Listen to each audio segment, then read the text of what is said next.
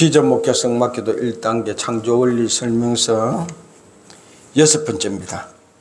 하나님이 원하시는 바른 목회와 한국교회 목회 현실, 로마서 15장 14절 16절 말씀입니다. 내 형제들아, 너희가 스스로 선함이 가득하고 모든 지식이 차서 능히 서로 권하는 자임을 나도 확신하노라.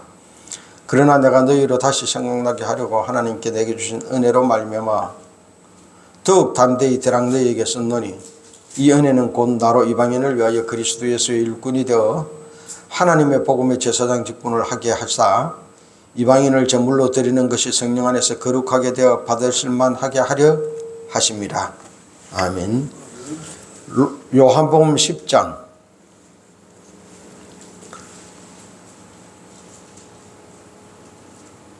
7절에서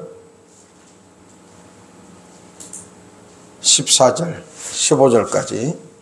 그러므로 예수께서 다시 이르시되 내가 진실로 진실로 너희에게 말하노니 나는 양의 문이라.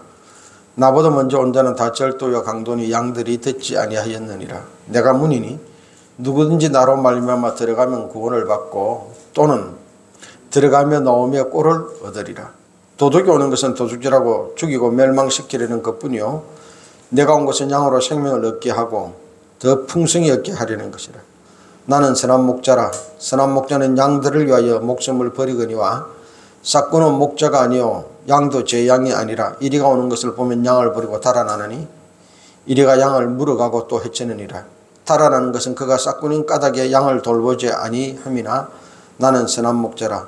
나는 내 양을 알고 양도 나를 아는 것이 아버지께서 나를 아시고 내가 아버지를 아는 것 같으니 나는 양을 위하여 목숨을 버리노라. 아멘.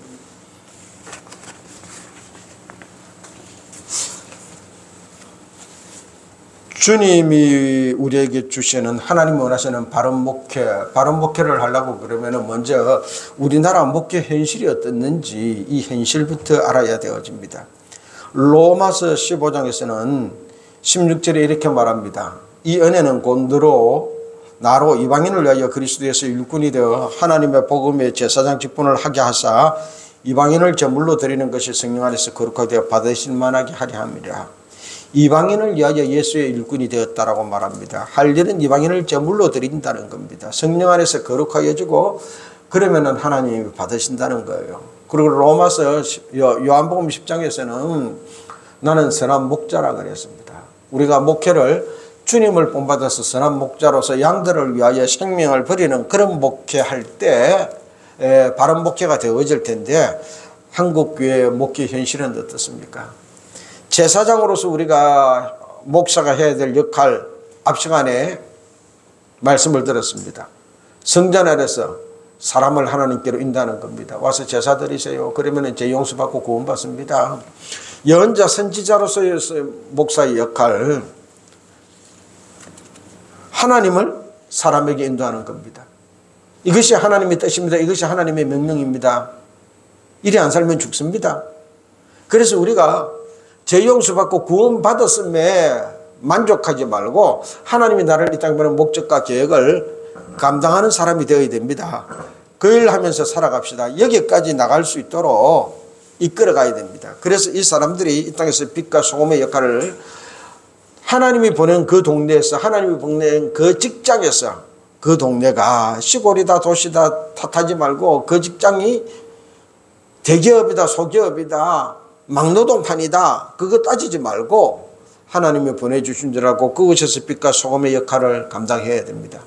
그럼 그렇게 할 수 있도록 성도들을 가이드하고 이끌어가고 인도해 나가는 것이 목사의 목회입니다. 이 목사의 목회, 하지 말아야 될 목회가 있습니다. 소비자 중심 목회 하지 맙시다. 소비자 중심. 바꿔 말하면 사람 중심. 목회의 제일 소비자가 누굽니까? 첫 번째 소비자, 저는 목사라고 생각합니다. 왜? 목회가지고 교회가 크고 성장하고 붕대고 잘 돼야 생활비도 받고, 목사가 어디 가가지고 내가 지금 어느 교회 목사인데 그러면 목사님 어떻습니까? 인정도 해주고 그러려면 교회가 커야 되어지니까요. 어쩌면 목사가 목회의 제일 소비자입니다. 그런 면에서는. 그래서 목회를 교회 사업으로 착각하는 사람들이 있습니다. 교인적인 목사는 지금 목사도 아니야. 우리 노예에서 어떤 목사가 설교를 노예에서 설교를 하면서 그런 말을 했습니다. 교인 30명도 없는 게 목사냐고. 난리가 났습니다. 그래도 노예장도 하고요. 웅태하고 떵떵거리고 잘 살아갑니다. 그 사람들은 부흥, 성장, 잘 사는 관념에서 늘 목회를 받고 신앙생활을 받거든요. 그러니까 그 말 할 수밖에 없는 겁니다. 이 급성장에 목을 매는 거예요. 교회가 부흥되면 모든 것이 다 용납되어지고 그 사람은 다 잘하는 것인 줄 알고, 그러니 남의 교인이라도 데려와서 채우려고 그럽니다. 표현이 좋아서 데려와서 채우는 거지요. 뺏어오는 겁니다. 일산에 우리 교단에 큰 교회가 2개 있습니다. 많은 작은 교회 교인들이 그쪽으로 갔어요. 그 교회에서 무슨 행사 있다고 해서 목사님이 갔습니다. 가니까요, 자기 교회 집사가 거기서 주차 안내를 하고 있는 겁니다. 이 목사님이 꼭지가 딱 돌았습니다. 따졌습니다. 뭐 하는 짓이냐고. 그러면서 당신이 오늘 이 행사, 그 행사가 뭐냐? 작은 교회 돕는 행사였어요. 작은 교회 돕는다고 그러지 말고 같은 교회 단 교회 교인이나 뺏어가지 마라. 그 목사가 뺏어갔겠어요? 그냥 갔겠지. 그런데요, 담임 목사가 부목사들을 얼마나 달달 꺾는지 모릅니다. 사상 표현하면 실적 채우라는 겁니다. 부흥시키라는 겁니다. 왜? 부흥 안 되면 장로님들이 담임 목사 그냥 가만히 안 두거든요. 새로 오신 목사님이 기대를 했는데 말이야, 옛날보다 못해. 미안해요. 그러면 또 쫓겨가야 돼요. 그러니까 자기가 살기 위해서 또 부흥을 시켜야 됩니다. 악순환입니다. 그러니까 자칫 따르면 교회가 사업처럼 보이고 교회를 경영으로 착각합니다. 경영, 이익을 남겨야 되잖아요. 그러니까 돈이 안 되는 부서, 돈이 안 되는 일 등한히 하는 겁니다. 거기다가 기가 막힌 거는요, 목회 윤리가 세상보다 못하다는 겁니다. 사장이 부임했어요. 그리고 그 회사 잘 이끌어가다가 몇 년 후, 이사들이 마음 안 들고 뭐 이러겠다고 사원들 데리고 나가지고 똑같은 회사를 옆에서 세웠다. 그 우리나라 어찌 될까요? 인터넷에 난리 납니다. 불매운동 일어납니다. 그 사장 완전히 그냥 매장돼요. 또 반대로 이사가 우리 사장 하는 거 마음 안 들어. 그리고는 직원들 중에서 유능한 사람들이 이렇게 데려와가지고 똑같은 동종업종을 입혀서 개업을 했다. 그 회사도 불매운동 대상입니다. 직원이 똑같은 동종업종을 개업했다 칩시다. 역시 사회가 용납 안 합니다. 그런데요, 지금 한국교회 목회 현실은 어떻습니까? 담임 목사가 교회 무슨 일 있으면 교인들 데리고 나와서 또 새로 시작합니다. 장로가 또 목사 반대해가지고 또 시작합니다. 부목사도 또 그렇게 합니다. 그러면서 말합니다. 교회 개척했다 그럽니다. 아닙니다. 교회 개척한 게 아니라 주님의 몸된 교회 깬 겁니다. 주님의 몸된 교회라고 그러면은요, 그걸 깰 때 주님이 아파하십니다. 그러니 세상 사람들이 기독교 하면 생각나는 단어가 폐쇄적이다, 이기적이다, 위선적이다, 세속적이다, 물질적이다 라고 그러지요. 거룩하다, 경건하다, 엄숙하다, 배려하다, 공감한다, 그런 단어가 생각나지 않는다고 말하는 겁니다. 왜요? 세상보다 못한 목회 윤리 속에서 우리가 목회를 하고 있기 때문입니다. 우리나라 선배 1세대 목사들은요, 3가지 준비했다 그랬습니다. 순교할 준비, 이사갈 준비, 항상 복음 전할, 설교할 준비. 순교한다는 건요, 잘 살겠다 그러면 절대 순교 못합니다. 바르게 사는 목회, 바르게 사는 삶 할 때 순교하는 겁니다. 잘 사는 길에서는 순교라는 게 있을 수가 없습니다. 잘 사는 길에서는 이사라는 게 있을 수가 없습니다. 잘 사는 길이 아니라 바르게 사는 길을 우리 1세대 목사님들은 기준 삼아 살았습니다. 두 번째 소비자는요, 성도입니다. 성도. IMF 이후에 우리나라 교회에 등장한 새로운 개념이 있습니다. 경영 마케팅이 도입됐습니다. 고객 감동 시대. 교회를 통하여 성도들이 감동하게 만들어내는 겁니다. 그래서 교회 시설, 교회 프로그램, 교회 운영을 성도들을 감동시키려고요.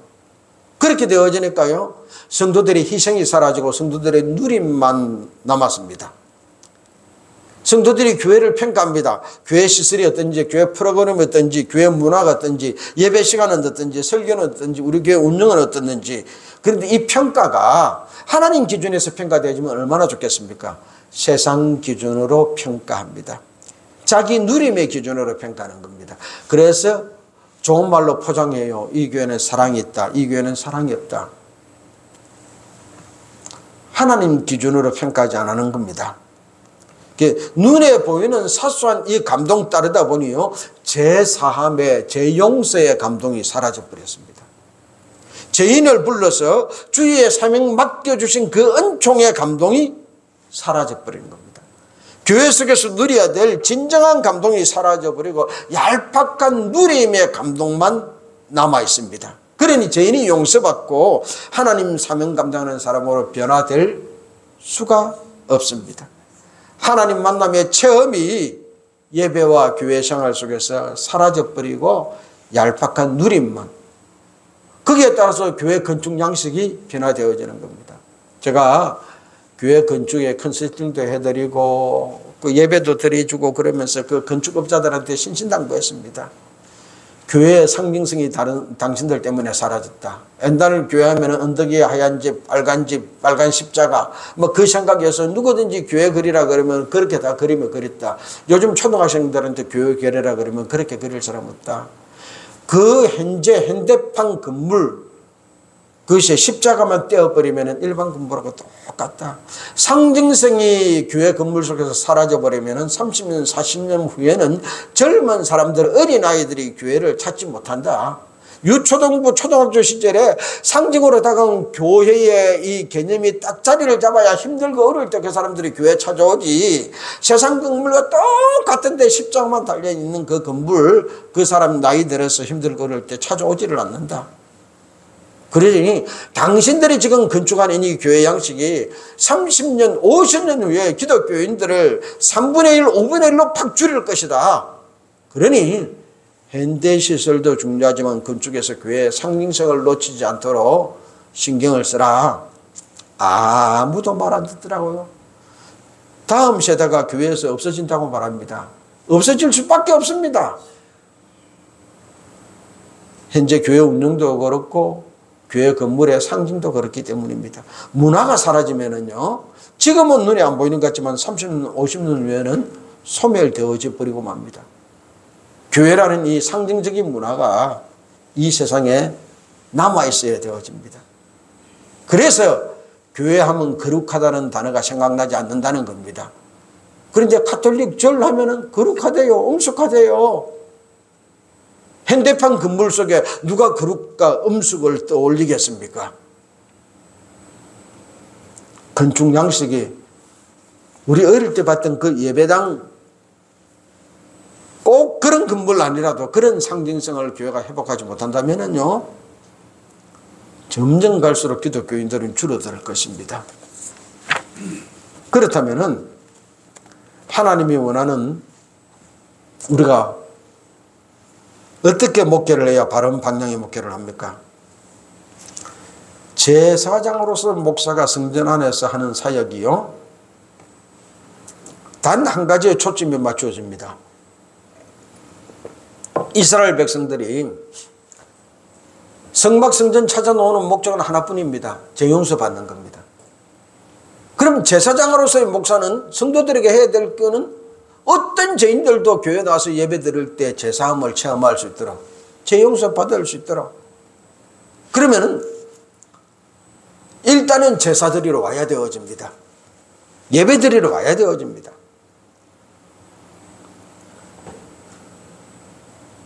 구약의 제사장들이 가장 신경 써서 한 게요, 다른 불로서는 안 됩니다. 하나님이 주신 그 불 가지고 제사 드려야 됩니다. 불관리였습니다. 그렇다면은 성도들이 제사함 받기 위하여 목사님, 제사장 목사님이 가장 신경 써서 해야 될 것은 성령의 불 관리입니다. 우리 교회에서 성령의 불이 꺼지지 않도록, 성령의 불이 활활 타오르도록, 다른 불 아닌 하나님 주신 그 불로 제사 드려야만 죄 용서 받듯이 우리 교회에 찾아온 성도들이 성령의 불에 충만하게 들어갈 때 제사함, 죄 용서 체험할 수 있습니다. 그래서 우리 예배 현장에 성령의 불이 충만하도록, 선지자 예언자로서의 목사야 할 일은요, 선지자 예언자는 성전 밖에서 사역했습니다.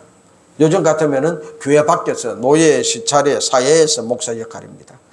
하나님을 사람에게 인도하는 역할, 여기 하나님이 계십니다. 하나님의 뜻을 보여주고 선포하는 그 일입니다. 그리고 이 제사장, 선지자로서의 목사가 성전 안에서 선지자 예언자로서의 목사의 역할을 해야 될 때도 있습니다. 교인들이 하나님이 보내주신 사명, 목적을 깨닫고 그 일을 감당하며 살 수 있도록 이끌어주고 인도해 줘야 됩니다. 그래서 그 분야에서 이 땅에 빛과 소금이 되어져서 살 수 있도록, 그걸 목사님들이 예언자 선지자로서의 목사로서의 역할을 성전에서 해줘야 되어집니다. 그렇다면 목회의 방향을 어떻게 정할까요? 목회는 교회 사업이 아니고 목회는 교회 경영이 아닙니다. 목회는 목사의 삶을 편안하고 안락하게 해주는 그런 수단과 방법이 아닙니다. 목회는 성도의 삶을 편안하게 해주는 것도 아닙니다. 목회는 성도들에게 하나님의 형상을 회복해 주는 겁니다. 이 성도라는 원석, 돌멩이가 하나 교회에 왔어요. 그럼 이 원석을 하나님의 일꾼 도구로 만들어주는 게 목회입니다. 성도라는 쇳덩어리 하나가 교회에 왔어요. 이 쇳덩어리를 성령의 용광로 속에 집어넣어서 하나님이 이 땅에 관한 목적과 계획을 따라 그 사명을 감당하는 사람으로 성령의 불망치로 뚝딱 두드려서 그 일을 감당하는 도구로 만들어주는 것, 이것이 목회입니다. 그때 교회가 교회다워지는 겁니다. 목회는 사람들이 이 땅에 보낸 목적과 계획을 따라 살도록 안내하는 겁니다. 그래서 하나님이 나에게 맡겨준 이 양떼들에게 목사님이, 하나님이 당신을 그 가문에 태어나고 그런 환경을 태어나고 그런 상황을 거치면서 살게 하고, 그리고 그런 성격과 성품과 그런 여건을 주고 그러면서 예수 믿게 만든 이유는 바로 그 속에 하나님이 당신에게 준 일이 있기 때문입니다.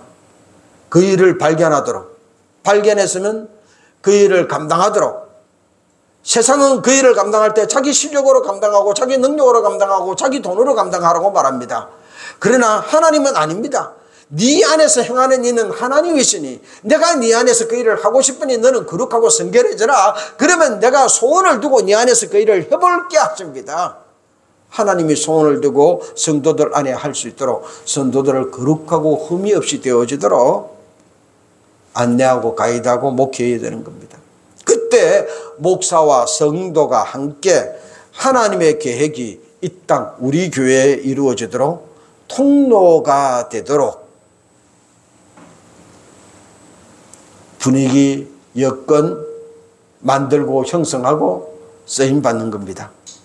그래서 이 일을 위하여 목사는 하나님이 정해준 곳에서 하나님이 시킨 일을 하나님이 준 분량만큼 감당하면 되어집니다. 그래서 큰 교회 부러워하지 말고 작은 교회 무시하지도 말고, 하나님이 나에게 10명 줬으면 10명 하는 거고 20명 줬으면 20명 하는 거고, 내 분량이 1명밖에 안 되면은요, 그 10명 분량의 배에다가 20명 집어넣으면 어떻게 돼요? 배 터져 죽습니다. 그런데 한국교회 목사님들은 절대 배 터져 안 죽는데, 하나님 은혜로. 그래서 우리 통합적 이야기 할게요. 기도 공부 쳐다보고 어떻게 좀 교회가 좀 더 나은 데 없나 좋은 데 없나 그거 쳐다보고 이걸 언제 끊느냐? 50 넘으면 끊어요. 왜? 교회에서 50 넘은 사람 증명을 잘 안 합니다.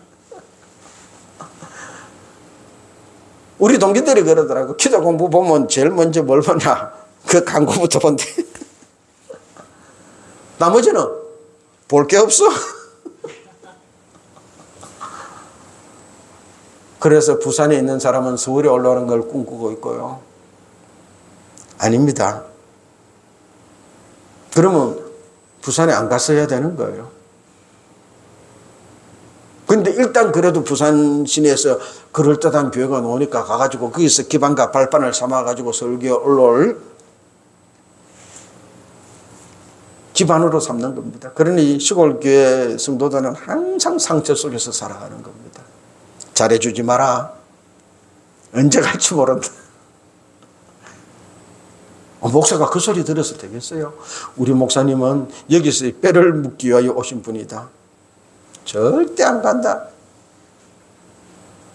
그 소리를 성도들을 통해서 들어야 될 거 아닙니까?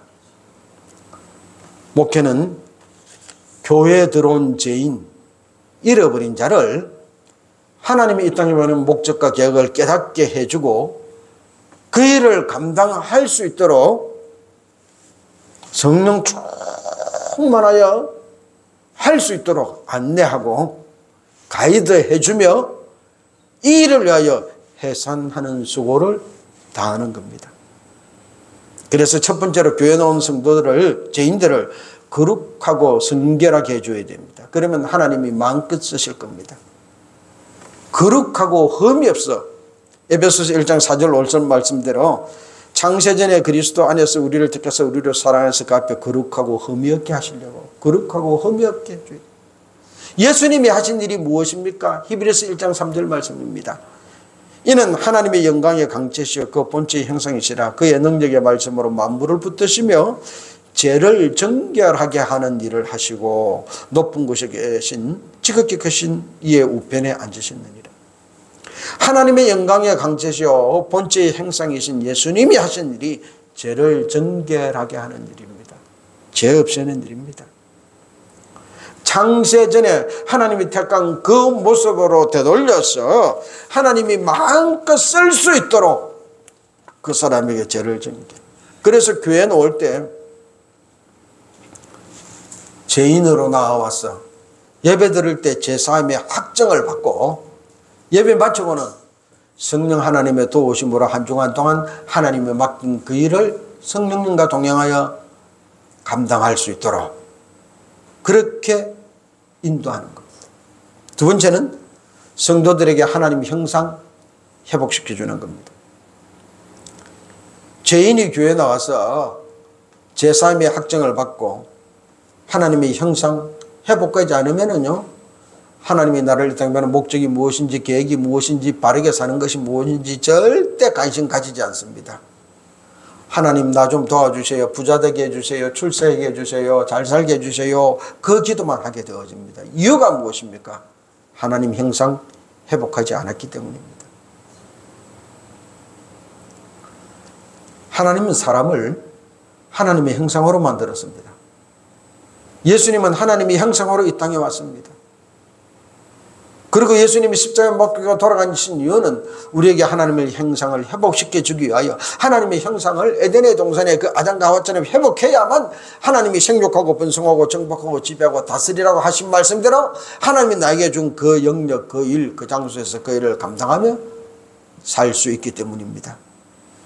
그래서 갈라디아서 4장 19절 말씀입니다. 나의 자녀들아 너희 속에 그리스도의 형상을 이루기까지 다시 너희를 위하여 해산하는 수고를 하노니 이것이 목회입니다. 디모데전서 4장 5절 말씀이에요. 하나님의 말씀과 기도로 거룩하여지면 다른 방법 없습니다. 말씀 잘 듣고 말씀 잘 읽고 말씀에 순종하고 기도하는 길밖에 없습니다. 기도 하나님 이거 내어놓으세요. 그런 떼쓰는 기도 말고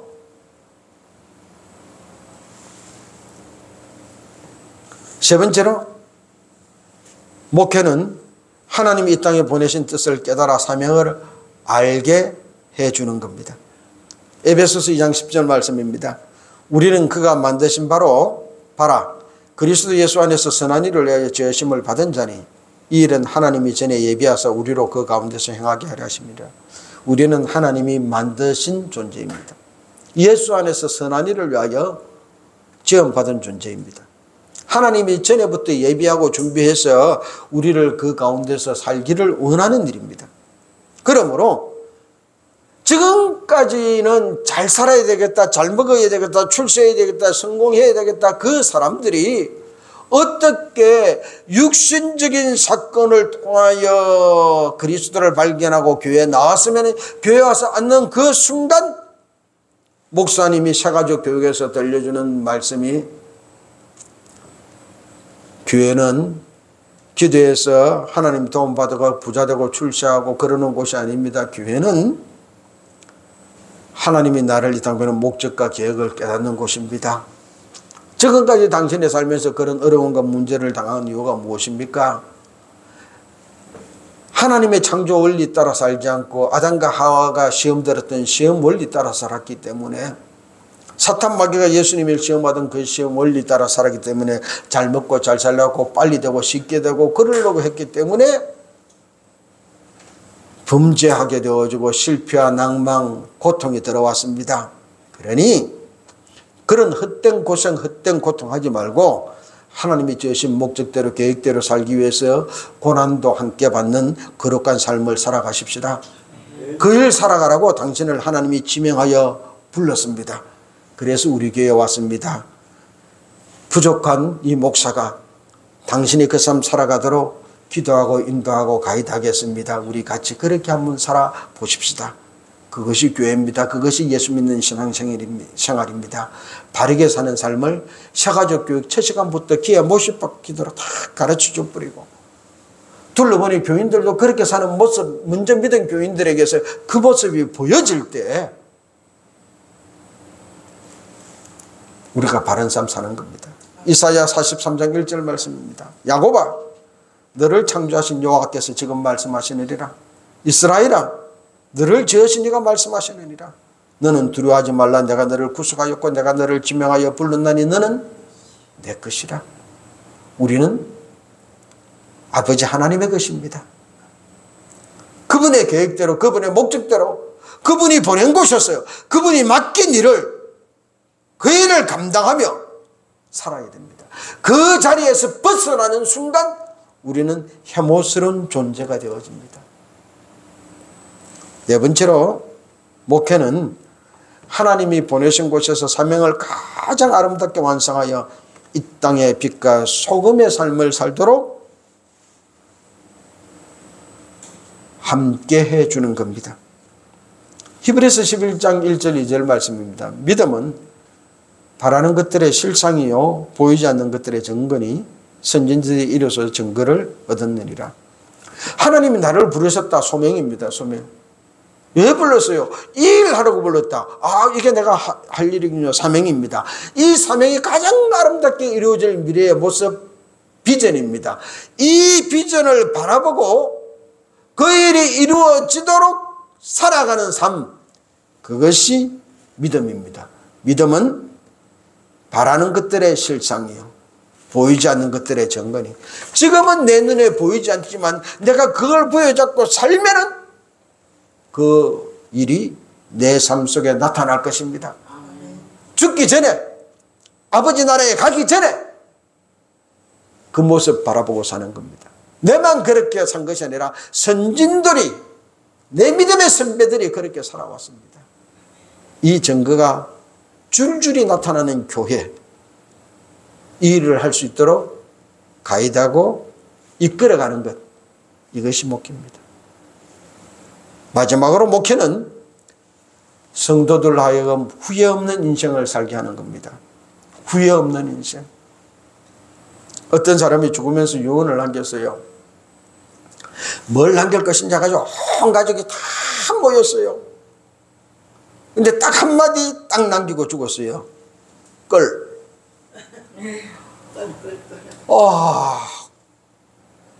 그 노는 누구한테 주고 밭은 누구한테 주고 저 건물은 누구한테 주고 아버지가 이렇게 명확하게 딱 남겨주고 하시면 얼마나 좋을까. 다 그거 기대하고 다 모였는데 걸. 그러니까 그 골치 아픈 거야. 장례를 치러야 되는데 걸. 아버지가 왜 걸. 아무도 못 보는 겁니다. 그러니까 유치원대는 그 초등학교 다니고 유치원대는 손자 손녀들이 놀러다녔어요. 그러는 겁니다. 싸우면서 하는 말이 왜 그랬냐 그러니까 내가 안 할걸. 그 순간 이 아들이 눈이 뜨이고 귀가 열린 겁니다. 아버지가 우리에게 남긴 이 거리라는 그렇구나. 그렇게 살지 말걸. 그렇게 하지 말걸. 우리 보고 바로 살아는 그구나. 마지막 삶에 후회하는 인생 되어지면 안 됩니다. 그러려면은요, 후회하지 않으면 어릴 때부터 비전을 탐방해야 됩니다. 이 땅에 어떤 비전, 어떻게 사람들이 살고 있는가. 독일은 철저하게 이런 교육을 하잖아요. 어릴 때부터. 직업 교육 쭉 탐방하게 만들고, 그리고 조금 안 좋은 방법인데 성적에 따라서 실업계 갈 사람, 인문계 갈 사람 옛날에는 그렇게 정하더라고요. 우리는 그렇게는 말고 어릴 때 비전을 탐방하고 중고등학생 때는 내 비전이 무엇인지 인식하고 하나님이 나보고 이 일 하라고 보냈구나. 중고등학교 때 인식해야 돼요. 그래서 대학은 무슨 과를 갈 건지 나는 대학을 안 갈 건지 결정되어져야 되는 거예요. 그리고 청년은 비전을 감당할 실력을 잡고 장년이 되어지면 유감없이 비전을 감당하고 그리고 노인이 되어지면은요 얘들아 이런 비전은 이렇게 살아야 된다. 비전 가이드가 되는 후회 없는 인생. 그래서 하나님이 나를 택하는 목적과 계획을 초등학교 때 둘러보고 중고등학교 때 하나님 내보고 일을 하라고 보냈구나 깨닫고 청년 때 그 일을 감당할 실력을 쌓고 장년 때는 그 일을 유감없이 감당하고 살다가 노인이 되면은 다시 후배들에게 얘들아 그 일은 이렇게 하는 게 좋은 거야.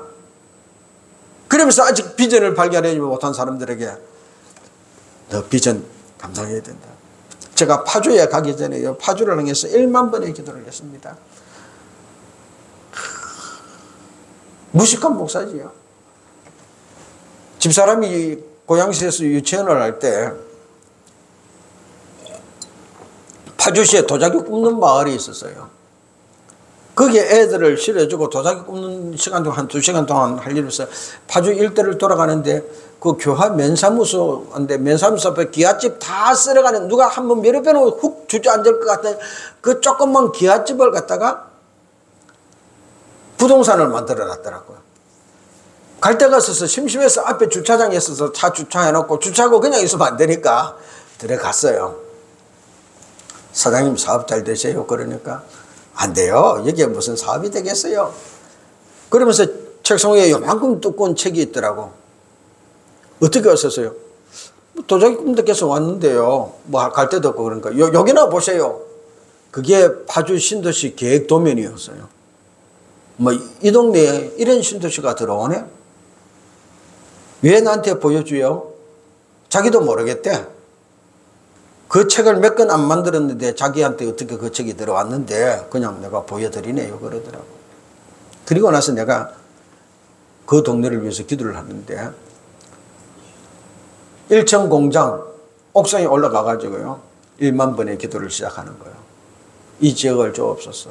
그러면 이 지역이 그렇게 발전되어지면 교회를 해서 이제 경의선 철도가 열리고 그러면은 저 북한까지 고속철도가 열리고 중국, 러시아까지 열리면은 금요일 밤에 우리 교회 성도들이 탁 퇴근하고 그 비전을 가지고 얘들아 이런 비전 이렇게 사는 거야. 그래서 연해주로 가서 만주로 가서 토요일 날 그렇게 세미나하고 가이드하고 안내하고 현장 실습해주고 주일날 같이 공동체 예배드리고 그리고 주일날 오후에 이렇게 다시 파주로 돌아오는 그 생각을 하면서 파주를 갔단 말이에요. 그런데 경의선 철도가 열리는 것 같으면 다쳐가지고 안 되더라고요. 우리의 삶이 태어나서부터 죽을 때까지요. 하나님이 나를 대하는 목적과 계획을 따라가는 삶이어야 됩니다. 그 일을 감당하며 이루는 삶이 되어야 됩니다. 그래야 후회하지 않는 인생이 되어집니다. 그럼 교회 성장과 부흥은 어떻게 이룰 것이냐? 사업이 아닙니다. 교인 데려오는 프로그램 아닙니다.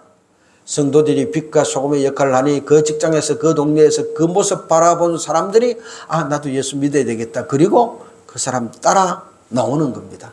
그걸 통해서 교회 부흥이 일어나야 되는 겁니다. 그래서 저는 그렇게 말합니다. 모르는 사람한테 전도하러 가지 마라. 그러면은 신천지만 교회 데려온다.